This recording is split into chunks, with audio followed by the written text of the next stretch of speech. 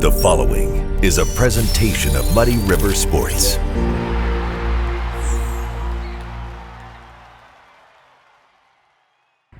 Well, here we are at number 19, Chris Duerr, on our countdown of 25 of 25, the greatest sports moments in our area over the first quarter century, brought to you by Prairieland FS Incorporated. And we're to a basketball moment, which may be my singular favorite play I've covered in over the last 25 years. Is it good that we have the man who literally wrote the book about Blue Devil basketball sitting on the bench for this moment? Which, by the way, yes, take the basketball out of it for just a second. There is something that happened on the back end of this that might be my favorite thing I've ever filmed.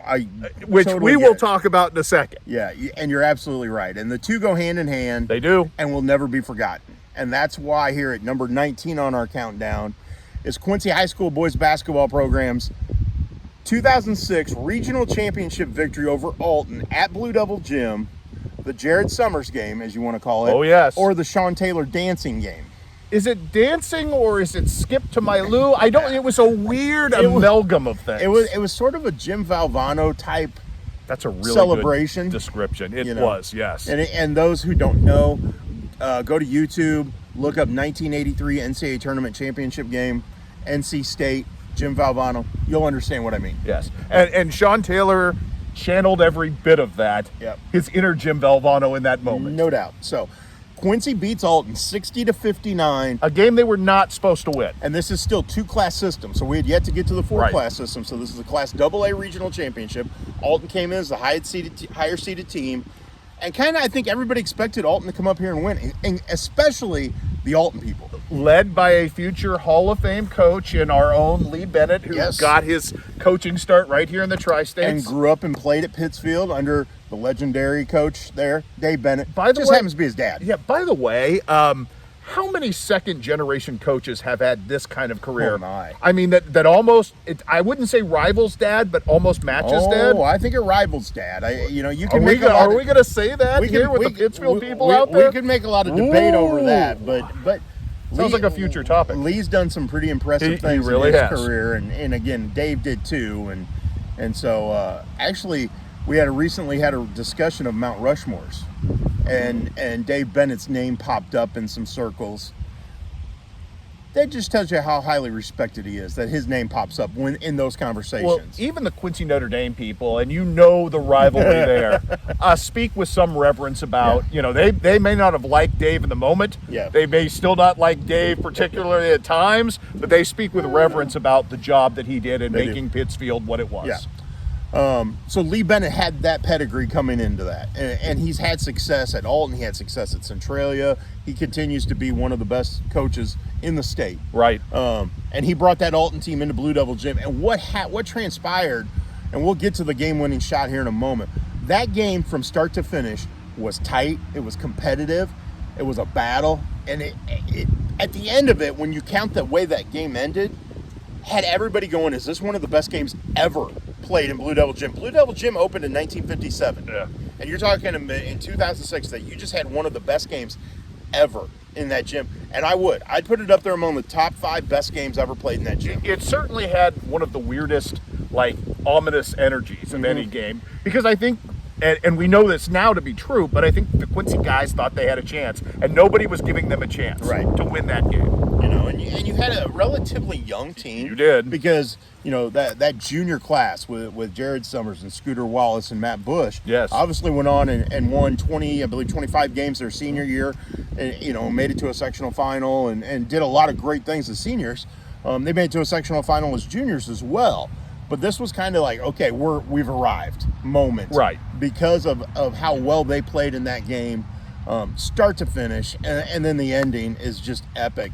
And I had the luxury of not only covering the game, but being on the radio broadcast of that game with Schuckman. Okay. And I still remember, and Chuck saved it, and I wish, I know he probably still has it. I'm sure he does. And I remember, I believe I said the same phrase 3 or 4 times. Chuck called it almost immaculate, and I believe he won a Silver Dome Award for the broadcast of that game. Me, yes. But I remember, and as the color analyst, you got to let the play-by-play guy do his job. Right. But as that play finishes, and I believe my comment was, "Oh my, oh my, oh my," and understandably so. Well, I think those words encapsulated what everybody saw at that particular moment. So Quincy's trailing 59-58. Ball under what if you know Blue Devil Gym, ball's under the south basket. They're going to the north. Right? Yeah. Yeah. And Jared Summers is inbounding the ball. And I believe it was Matt Bush. I'd have to go back and really look close, but I think it was Matt Bush. Stepped out of bounds. Summers passed it to him. Summers did a diagonal cut. Bush inbounded it to him. 6.8 seconds left.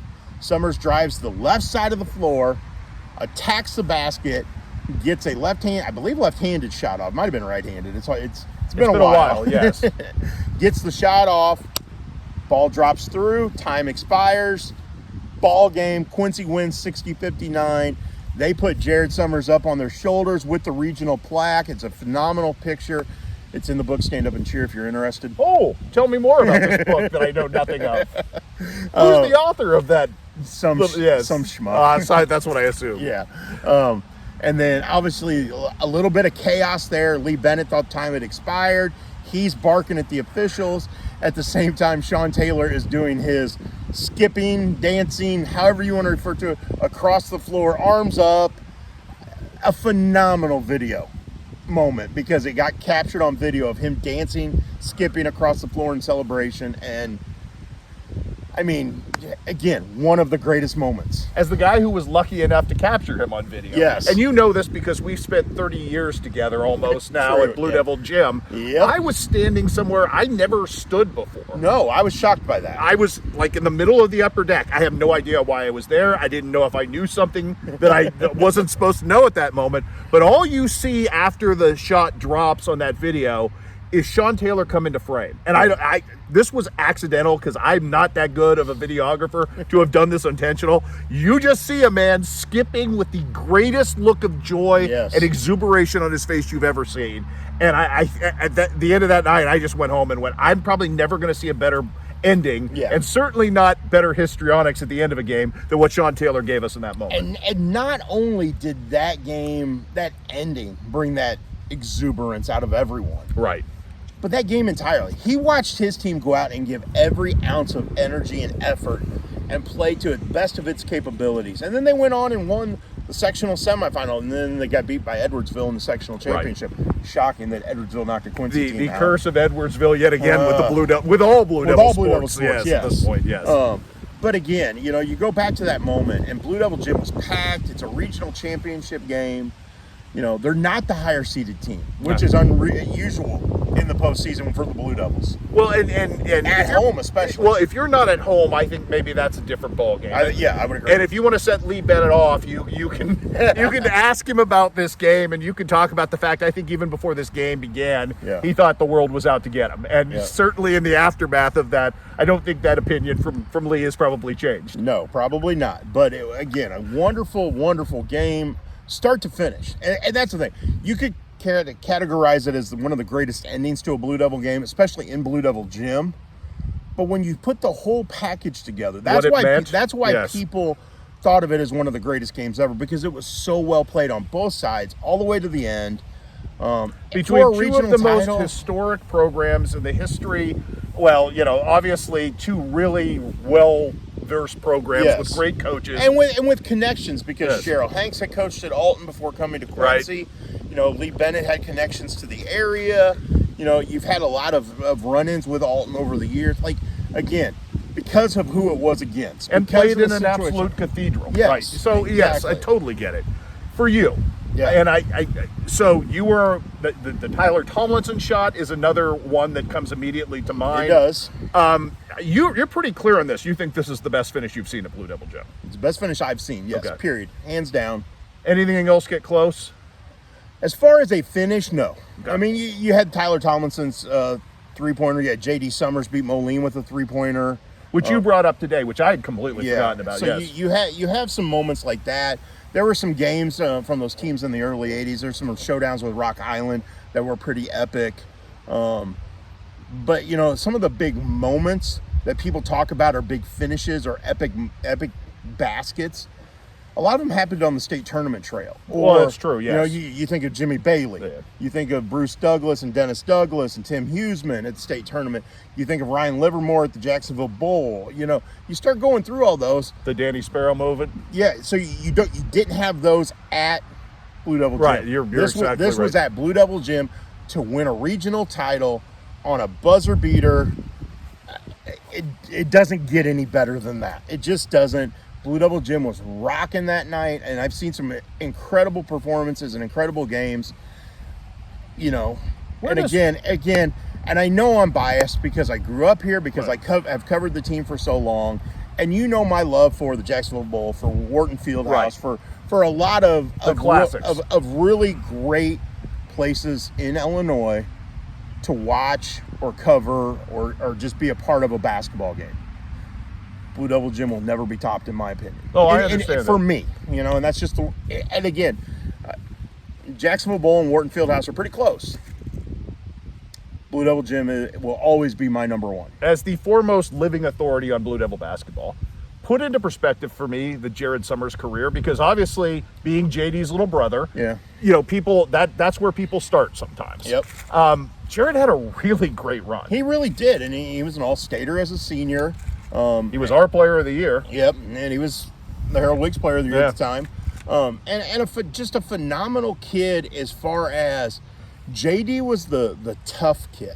Right. JD was the kid who wasn't going to back down from anything. Well, neither was Jared, but Jared was more fun-loving. Jared was probably more problematic for his parents growing up than JD was. The younger one usually is. So, and I could tell a whole abundance of stories of locker room hijinks from my years of covering those teams, but I will not. Good man. But by the way, Jared, I still remember them all, and I still laugh about them all, just so you know. Nice. But great career. He's in that pantheon of Blue Devils that I will treasure, that I had the opportunity to cover. And again, you can go on and on with that list, you know, because that program's produced so many great people over the years. But his career, he belongs in the Hall of Fame, Okay. in my opinion. I think that's about as well as you can say it. And So- you've seen them all. Yeah. So, and again, that moment, I will never forget that moment. That was a fun night at the office. I can assure you that. And I hope you guys enjoyed reliving it with us, because I know we enjoyed reliving it. And we're enjoying reliving all these moments. I'm gonna have to work on my skipping. I want to see it. I don't think I can pull that Oh, off. I I would tear think every ligament in my knee. I think a trip to Wharton Fieldhouse and have a skip-off between you and Sean Taylor would be a lot of fun this year. Maybe we can convince Shantae that would happen. And he's had some incredible moments in his coaching what a career great beyond coach, yes. this. But that moment will go down as one of the best in Blue Devil history. And I'm so honored to have been able to cover it and write about it. And it was the closing piece in the final chapter of the book, Stand Up and Cheer. That's how I ended the book, was on that game. I also saw that you had written about it again and talked about it again when Sean was inducted into the Hall of Yep. Fame, which I thought was really neat. They had kind of a round table I saw of guys who have covered Sean Taylor Yeah. over the years, which, you know, that moment was the first thing that popped out of your mouth. It always will. Yeah. And again, I have a lot of great moments with Sean over the years. But that one will, the fact that it's number 19 on our list, and again, it's where it belongs. Right. When we did this series, started this series, we went through this, and we both had different moments at different spots, and collectively we talked this through. We fought for things. Yeah, and we figured out, but we what the list we came up with, I truly believe everything's where it belongs. Yeah. But if you want to talk a singular moment, this would be right up there in my personal top five. I could totally see that, yes. So again, Jared Summers, Sean Taylor, giving us a moment we will always remember in Blue Devil Gym. Number 19 on our top 25 of 25. It's a quality list if that's 19. And we got a lot more to come. We do. So make sure you stick around. We'll have more coming up in the coming weeks. This goes all the way till the end of the year as we count down the 25 of 25, the greatest sports moments of the last quarter century right here in this area. Brought to you by Prairieland FS. Make sure you stick around for number 18 coming up next. Muddy River Sports. Our home, our sports.